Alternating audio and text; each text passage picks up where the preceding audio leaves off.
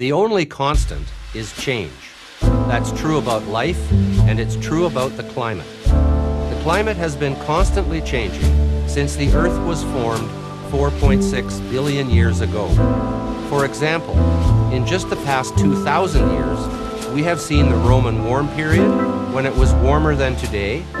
Then came the cooler Dark Ages, followed by the medieval warm period, when it was at least as warm as today. Then we had the Little Ice Age that drove the Vikings out of Greenland, and most recently, a gradual 300-year warming to the present day. That's a lot of changes, and of course, not one of them was caused by humans. During the past 400,000 years, there have been 4 major periods of glaciation, meaning that vast sheets of ice covered a good part of the globe, interrupted by brief interglacial periods. We are in one of those periods right now.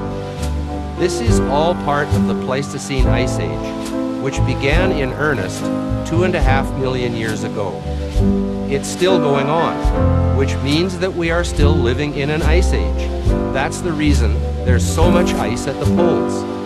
30 million years ago, the Earth had no ice on it at all. So then what about carbon dioxide, the great villain of the global warming alarmists? Where does that fit into this picture? Not as neatly as you might think. Temperatures and carbon dioxide levels do not show a strong correlation. In fact, over very long time spans, periods of hundreds of millions of years, they are often completely out of sync with one another. Over and over again, within virtually any time frame, we find the climate changing, for reasons we do not fully understand.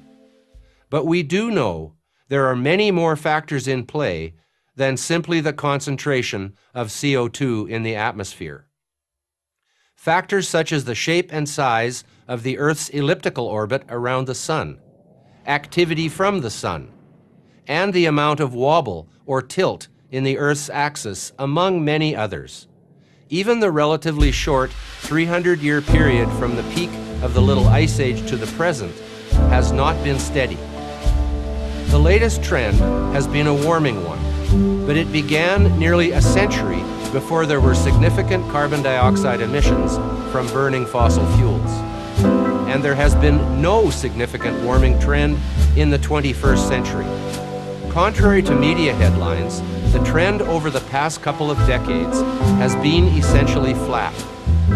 Meanwhile, human-caused CO2 emissions are higher than ever. About 25% of all the CO2 emissions from human sources have occurred during this period of no net warming. So what are we in for next? Will the temperature resume an upward trend? Will it remain flat for a lengthy period? Or will it begin to drop?